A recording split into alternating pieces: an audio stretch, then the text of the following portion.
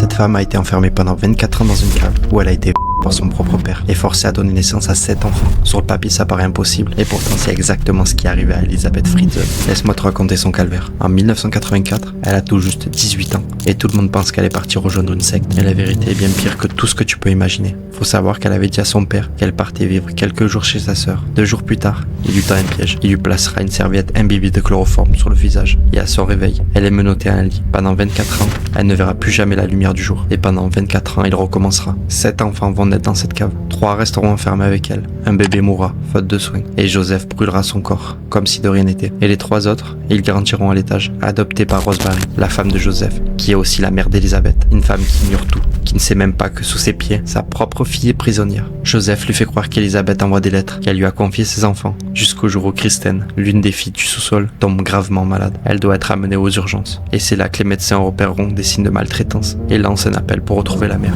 Joseph accepte enfin qu'Elisabeth sorte, mais à une seule condition, qu'elle se taise. Mais à l'hôpital, elle craque. Elle raconte tout. Et c'est la fin de 24 ans d'enfer, la fin de l'horreur. Joseph Fritzl sera condamné à la prison à vie, mais rien n'effacera ce qu'il a fait. Donc retiens bien une chose, les monstres existent, mais ils sont humains.